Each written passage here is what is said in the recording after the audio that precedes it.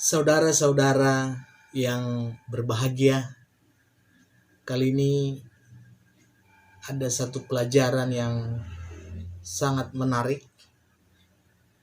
Itu dari kisah Ayub. Judulnya, jangan pernah menyerah, menolak rasa kepahitan. Ayub pernah berkata demikian, dengan telanjang aku keluar dari kandungan ibuku, dengan telanjang juga aku akan kembali ke dalamnya. Tuhan yang memberi, Tuhan yang mengambil, terpujilah nama Tuhan. Dalam kesemuanya itu, Ayub tidak berbuat dosa dan tidak menuduh Allah berbuat kurang patut. Kesedihan sebenarnya adalah bagian dari kehidupan. Tetapi Anda tidak bisa membiarkan kesedihan terus berubah menjadi gaya hidup kesedihan. Pada titik tertentu, kita harus melepaskannya. Ada perbedaan antara berkabung dan mengeluh, antara menangis dan berkubang. Kehilangan bisa memperdalam kesedihan kita. Tetapi itu tidak berarti dapat menentukan hidup kita. Kehilangan adalah bagian dari kedewasaan, tetapi itu tidak menjadi identitas kita. Tuhan memberi kita kasih karunia untuk melewati apa yang kita alami. Orang lain mungkin tidak memiliki ukuran kasih karunia yang sama, sehingga mereka mungkin memberi kita nasihat yang buruk. Itu sama seperti istri Ayub berkata kepada Ayub, masih bertekunkah engkau dalam kesalehanmu? Kutukilah Allahmu dan matilah. Tetapi jawab Ayub kepadanya, engkau berbicara seperti perempuan gila. Apakah kita mau menerima yang baik dari Allah, tetapi tidak mau menerima yang buruk? Dalam kesemuanya itu, Ayub tidak berbuat dosa dengan bibirnya. Ayub menolak untuk menjadi kepahitan dan membenci.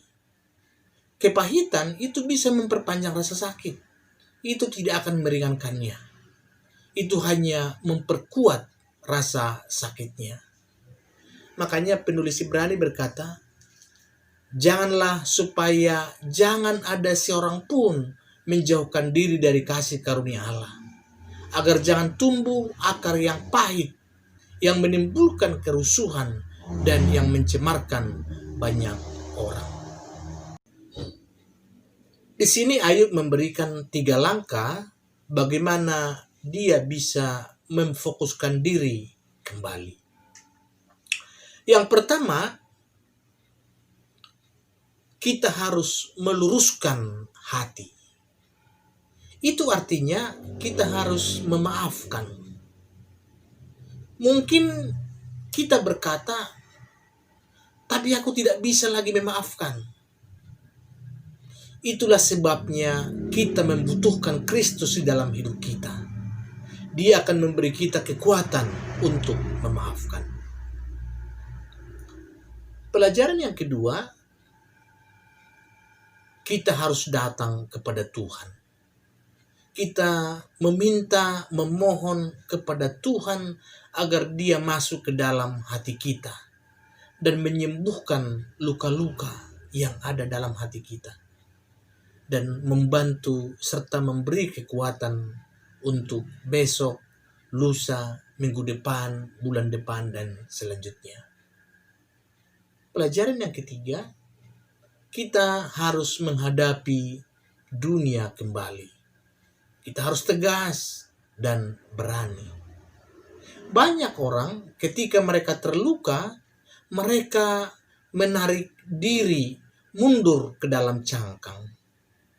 Mereka berkata, saya tidak akan pernah membiarkan siapapun menyakiti saya lagi. Ibarat kata mereka pensiun dari kehidupan. Ayub mengatakan untuk melakukan sebaliknya. Lanjutkan hidup Anda. Jangan pensiun dari dunia. Kembali ke sana, kembali ke dunia. Ada akhir yang bahagia dalam kehidupan Ayub. Tuhan memberkati Ayub di dalam hidupnya, yang selanjutnya lebih daripada dalam hidupnya yang dahulu. Ia mendapat 14.000 ekor kambing domba dan 6.000 unta, 1.000 pasang lembu, dan 1.000 ekor keledai betina. Itu akhir yang dialami Ayub. Ayub mengalami semua kesakitan, luka hati. Tetapi meskipun demikian, Tuhan memberikan bagian terakhir dalam kehidupan Ayub, bahkan lebih dari apa yang dia miliki pertama. Bukankah kita juga menginginkan hal yang sama dalam hidup kita? Ayo katakan, Tuhan, saya tidak peduli apakah saya punya sisa waktu 5 tahun atau 50 tahun lagi. Saya mohon memberkati bagian terakhir dari hidup saya lebih dari apa yang saya miliki pertama.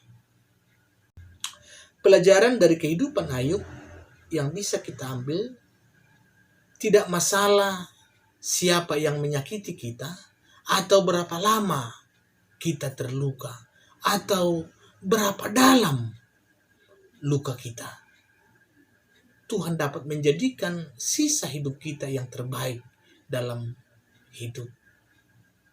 Jika kita bersedia memaafkan dan melepaskan kebencian dan melepaskan orang yang menyakiti kita. Tuhan Yesus memberkati.